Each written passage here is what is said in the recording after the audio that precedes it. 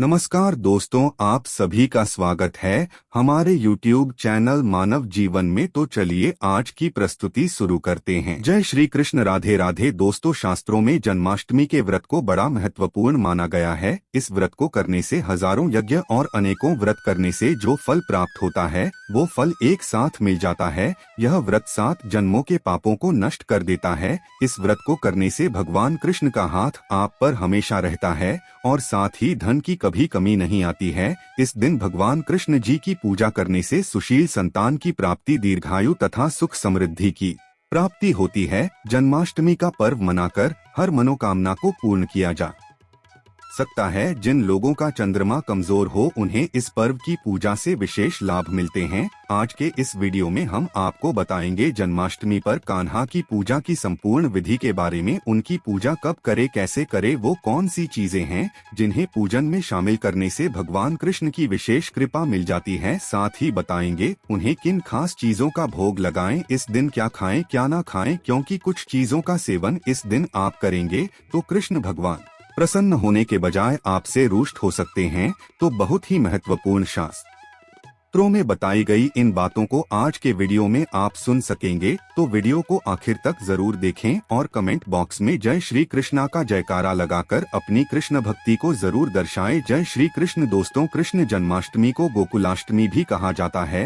ये एक ऐसा त्योहार है जो पूरे देश में भक्तों द्वारा पूरे जोश और उत्साह के साथ भगवान कृष्ण के जन्म दिवस के रूप में मनाया जाता है। भगवान कृष्ण का अवतार पृथ्वी से सभी अंधकारों का अंत करने और बुराई को नष्ट करने का प्रतीक माना जाता है। यह त्योहार विश्व भर के हिंदुओं द्वारा मनाया जाता है। लोग अपने व्यस्त जीवन से समय निकालकर कृष्ण जन्माष्टमी का त्योहार हर्षोल्लास से एक साथ मिलकर मनाते हैं। सालों वर्ष पूर्व माता देवकी और वसुदेव ने आधी रात को मथुरा के कारागार में एक दिव्य बालक को जन्म दिया था। ये भगवान विष्णु का 8वां अवतार श्री कृष्ण थे। भादो मास के कृष्ण पक्ष की अष्टमी तिथि को रोहिणी नक्षत्र पर कान्हा ने जन्म लिया था। इसीलिए हर साल कृष्ण जयंती पर कान्हा के बाल स्वरूप की पूजा की जाती है।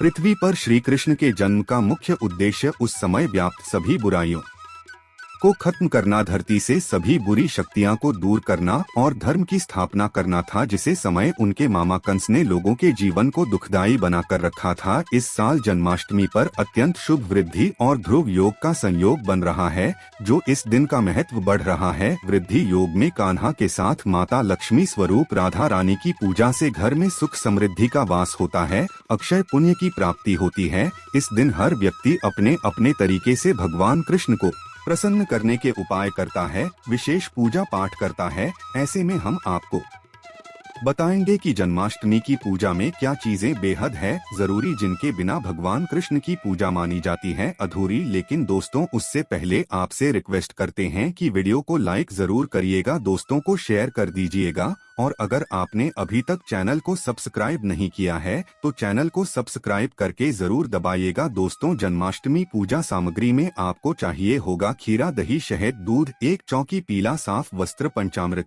बाल कृष्ण की मूर्ति, गंगाजल, दीपक, घी, बात, धूप बत्ती, गोकुलेश, चंदन, अक्षत, माखन, मिश्री, भोग की सामग्री, तुलसी का पत्ता आदि और भी कुछ खास चीजें हैं जिन्हें आप कृष्ण पूजा में शामिल करते हैं तो कान्हा जी खुशी से फूले नहीं समाएंगे, आप पर अनेक को शुभाशीर्वाद बसाएंगे। जन्माष्टमी की पूजा में बांसुरी को अवश्य शामिल करें। बांसुरी कृष्ण भगवान की सबसे प्रिय वस्तु है। बांसुरी उनका प्रेम था तो मोर पंख उनके व्यक्तित्व का हिस्सा, तो उनकी पूजा में मोर पंख भी अवश्य शामिल करें। मोर पंख खुशहाली और भव्यता का प्रतीक माना गया है। जन्माष्टमी पूजा में भगवान कृष्ण के साथ गाय की मूर्ति या गाय की प्रतिमा को अवश्य रखें। श्री कृष्ण गायों से बहुत प्रेम करते थे, उन्हें गायों का ग्वाला गोपाल कहा जाता है। जन्माष्टमी के दिन घर में छोटा पल्ला या झूला अवश्य रखें। लड्डू गोपाल के लिए बनाए गए भोग में तुलसी पत्र अवश्य डालें। अब बात करते हैं कि जन्माष्टमी के इस पावन पर्व पर भगवान कृष्ण की पूजा किस प्रकार से करनी चाहिए। आप प्रातःकाल जल्दी उठें और स्नान आदि करने के बाद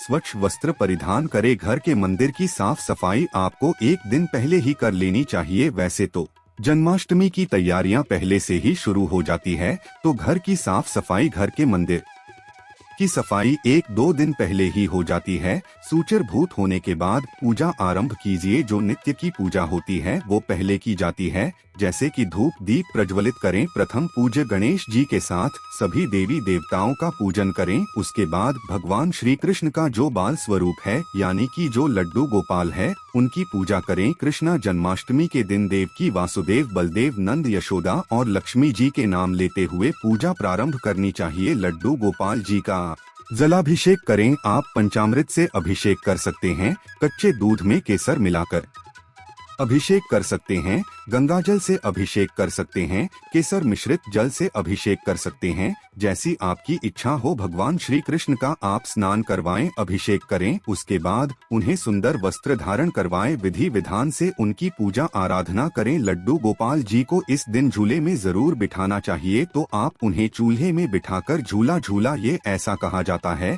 कि भगवान श्री कृष्ण को जो भी भक्त झूला झुलाते हैं उनकी सभी कामनाएं पूर्ण हो जाती है, उनके सभी दुख दूर हो जाते हैं। तो अपनी इच्छा के अनुसार भगवान श्री कृष्ण को कुछ समय तक झूला अवश्य झुलाएं। उसके बाद लड्डू गोपाल जी को भोग अर्पित करें। इस दिन विष्णु पुराण और भागवत गीता का पाठ अवश्य करें। जैसे आप अपने पुत्र की सेवा करते हैं, पुत्र को प्यार करते हैं, उसी प्रकार से इस दिन भगवान श्री कृष्ण की आप पूजा कीजिए, पुत्रवत मानकर उनकी पूजा कीजिए। इस दिन पूजा करने का जो विशेष समय होता है वो रात्रि का समय होता है। इस रात्रि में 12 बजे के बाद भगवान कृष्ण की पूजा की जाती है, उनका जन्मोत्सव मनाया जाता है। तो उस समय भी स्नान आदि करके विधि विधान से भगवान श्री कृष्ण की पूजा करें। फिर भगवान श्री कृष्ण को झूले में बिठाएं, झूला झूले भोग अर्पित करें, उनके सामने मंत्र जाप करें, परिवार सहित बैठकर भजन कीर्तन करें। तो अपनी शक्ति, अपने सामर्थ्य, अपनी श्रद्धा के अनुसार भगवान श्री कृष्ण की विधिवत सेवा और पूजा करें। इससे मन को शांति मिलती है और आप जिस भी कामना से भगवान की पूजा करते हैं वो कामना भगवान श्री कृष्ण पूर्ण करते हैं। इस दौरान भगवान कृष्ण जी को तरह तरह के भोग लगाए जाते हैं। जन्माष्टमी पर इन विशेष चीजों का लगाए भोग कान्हा हो जाएंगे प्रसन्न और करेंगे आपकी हर मनोकामना को पूर्ण। दोस्तों, भगवान श्री कृष्ण को माखन मिश्री सबसे ज्यादा पसंद है। कहते हैं कि बाल गोपाल बचपन में चोरी छुपे ढेर सारा माखन मिश्री खाया करते थे। ऐसे में आपके घर पर मलाई से ताजा मक्खन निकालकर उसमें मिश्री मिलाकर इसका भोग लगाएंगे तो वे अति प्रसन्न हो जाएंगे। धनिया पंजरी को जन्माष्टमी पर प्रसाद के रूप में बांटा जाता है। जन्माष्टमी पर धनिया के बीज को घी में भुना जाता है और इसमें सूखे मेवे और शक्कर डालकर इसका भोग भगवान कृष्ण को लगाया जाता है। कृष्ण भगवान को पंजरी के साथ पंचामृत का भोग बहुत प्रिय है। लड्डू गोपाल को आप इसका भोग अवश्य लगाएं। मान्यता है कि बिना पंचामृत के श्री कृष्ण की पूजा अधूरी रह जाती है, इसलिए उन्हें पंचामृत का भोग जरूर लगाएं। पंचामृत दूध, दही, घी, शहद, शक्कर आदि से बनकर तैयार होता है। इसे देवताओं का पेय भी कहते हैं। भगवान कृष्ण को लड्डू बेहद पसंद है। सूखी सामग्री से लड्डू बांधने के लिए मेवे, नारियल, मखाना, घी आदि डालकर लड्डू बनाएं, भगवान कृष्ण को अर्पित करें और घर परिवार और मित्र जनों में बांटे। जन्माष्टमी पर भगवान कृष्ण को 56 भोग लगाने का विशेष महत्व है। कहा जाता है कि भगवान इंद्र ने एक बार ब्रजवासियों से रुष्ट होकर वहां खूब वर्षा कर दी थी। इससे बचने हेतु भगवान कृष्ण ने कनिष्ठा उंगली पर गोवर्धन पर्वत को उठा लिया और पूरे ब्रज की रक्षा की। इस दौरान उन्होंने 7 दिनों तक बिना कुछ खाए पिए ब्रजवासियों को इंद्र के प्रकोप से बचाया। जब 8वें दिन बारिश बंद हुई और सभी बाहर आ गए तो माता यशोदा और सभी ब्रजवासियों ने मिलकर 56 प्रकार के स्वादिष्ट व्यंजन बनाकर कृष्ण कन्हैया को खिलाएं। तब से जन्माष्टमी के दिन भगवान कृष्ण को 56 प्रकार के भोग लगाए जाते हैं। दोस्तों, कई बार इस दिन व्रत उपवास करने वाले कुछ लोग यह समझ नहीं पाते हैं कि इस दिन उनको क्या खाना चाहिए और क्या नहीं, जिससे व्रत करने में किसी तरह की दिक्कत ना रहे और पूजा भजन कीर्तन के लिए ऊर्जा भी बनी रहे। तो आइए अब आपको बताते हैं कि जन्माष्टमी के व्रत में क्या खाएं और वो ऐसे कौन सी चीजें हैं जिन्हें इस दिन ग्रहण करने से भगवान कृष्ण हो जाते हैं रुष्ट। पहले हम आपको बताते हैं कि जो जन्माष्टमी का व्रत नहीं रख रहे हैं उन्हें इस दिन कौन सी चीजें भूलकर भी नहीं खानी चाहिए। जन्माष्टमी के दिन बैंगन नहीं खाना चाहिए, मसूर की दाल नहीं खानी चाहिए, मांस अंडा नहीं खाना चाहिए, मदिरा का सेवन नहीं करना चाहिए, प्याज लहसुन का सेवन भी इस दिन नहीं करना चाहिए। 5 सुपारी, तंबाकू, सिगरेट आदि का सेवन भी नहीं करना चाहिए। इस दिन हरी पत्तेदार सब्जियां भी नहीं खानी चाहिए, उनमें बहुत सारे छोटे छोटे जीव हो सकते हैं, तो वो जीव हत्या के समान हो जाता है। तो इस दिन जीव हत्या या जीव को नुकसान नहीं पहुंचाना चाहिए, इससे बड़ा पाप लगता है,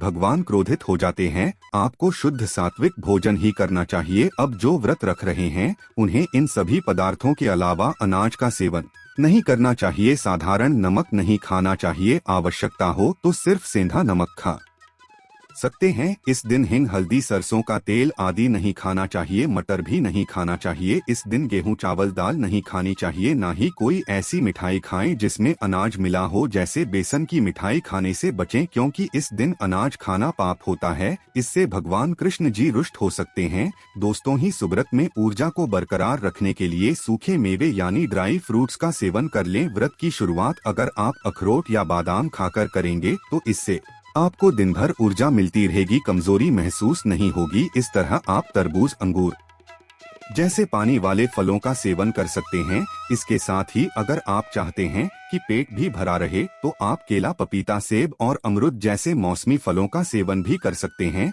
जन्माष्टमी के व्रत में आप दही की लस्सी का सेवन कर सकते हैं। इससे आपको बार बार प्यास भी नहीं लगेगी और पेट भी भरा हुआ महसूस होगा। आप चाहे तो साबूदाने की खिचड़ी या खीर बनाकर इसका सेवन कर सकते हैं। कुट्टू के आटे के पराठे का, समा के चावल का सेवन भी आप कर सकते हैं। या रखें, रात 12 बजे की पूजा के बाद भी आप फलाहार यानी व्रत का खाना ही खाएं, अनाज का सेवन ना करें। व्रत खोलने पर एक साथ बहुत सारा खाना ना खाएं। व्रत के पारण के समय बहुत लोग पकौड़े, पेपर्स, पापड़, कुट्टू और सिंघाड़े की पूरी ऐसी चीजों का सेवन करते हैं जो कि उचित नहीं है। इस तरह के पदार्थों से आपको सेहत संबंधी दिक्कतों का सामना करना पड़ सकता है। तो विधि विधान से इस पर्व को मनाएं। इस जन्माष्टमी पर कृष्ण भगवान आपके घर आए, माखन मिश्री खाएं और आपके जीवन के सारे दुख और कष्ट दूर भगा ले जाएं। आप सभी को कृष्ण जन्माष्टमी की बहुत बहुत शुभकामनाएं। कमेंट बॉक्स में जय श्री कृष्णा लिखना बिल्कुल ना भूलें। आज के लिए बस इतना ही दोस्तों। वीडियो में दी गई जानकारी अगर अच्छी लगी हो तो प्लीज हमारे चैनल मानव जीवन को सब्सक्राइब करें, लाइक करें। धन्यवाद।